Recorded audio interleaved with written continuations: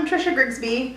I'm a BSN registered nurse at Gonzaga, and I'm going to be quoting Westrick 2014. Before becoming a nurse, I was a single mom with an accounting background that ran a satellite office of a large California steel manufacturing company. I did accounts receivable, accounts payable, payroll, and human resources for anywhere from 160 or from 100 to 160 plus employees. Those employees range from management, supervisors, engineers, draftsmen, and 2 different types of ironworker unions. I have always been an analytical, detail-oriented people person, which has served me well as a registered nurse since 2013. I received my associate's degree in nursing in 2013, and a few short months later, continued to pursue my bachelor's degree in nursing and accomplished that in 2015. In 2018, I began my pursuit to become an advanced practice nurse with a master's degree in nursing as a family nurse practitioner. Since I was a young child, I always enjoyed caring for others, whether it was caring for my elderly grandparents, my younger sister and brother, and even looking after the elderly people in my neighborhood. I would visit with my elderly neighbors that seemed lonely and help them clean and even cook and just visit with them.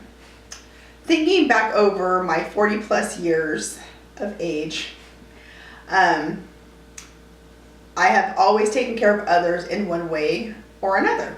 For instance, as an accounting and human resources manager, I always advocated to treat all employees equally, regardless if they were the CEO, the plant manager, or a new journeyman apprentice. Each employee is valuable and is an essential part of the team. This is the same approach that I take with patient care.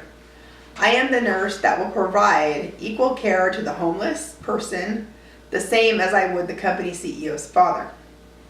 I have been in this situation before, and other nurses were freaking out when they were assigned this particular patient.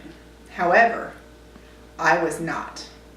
I simply asked some of the other nurses that were freaking out, "Don't you care for all of your patients like they are the most important person?" I remember another nurse looking at me in a very funny way, but then agreed with my philosophy of nursing. As a patient advocate, I believe and strongly promote a patient's right to refuse treatment.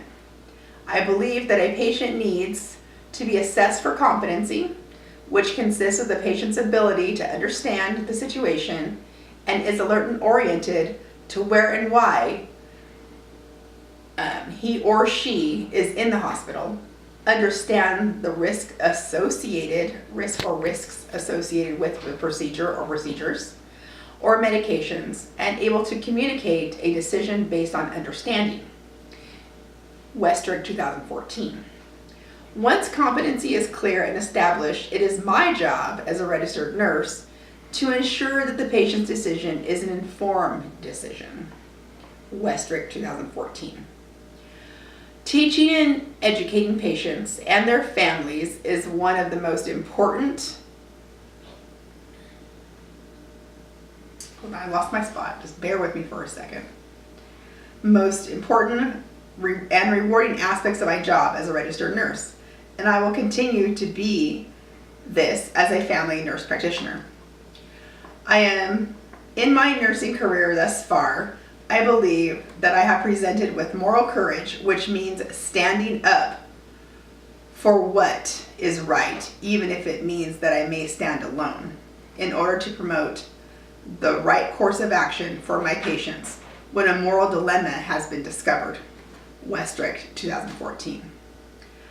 I want to end this video with my philosophy of healthcare and nursing with strategies to foster and promote moral courage that I found in the book of Westrick 2014. It is CODE. It's code. The C stands for courage, the O for obligation to honor, the D is for danger, And the E is for expression.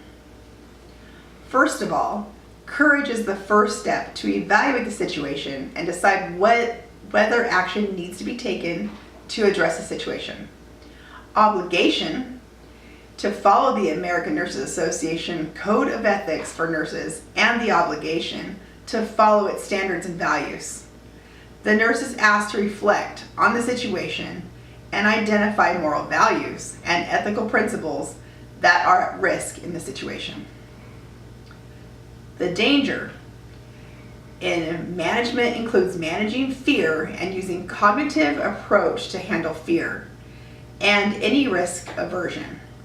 This may include positive self-talk and self-soothing to promote risk-taking and avoiding stumbling blocks that might impede moral courage, such as apprehension or overall reflection.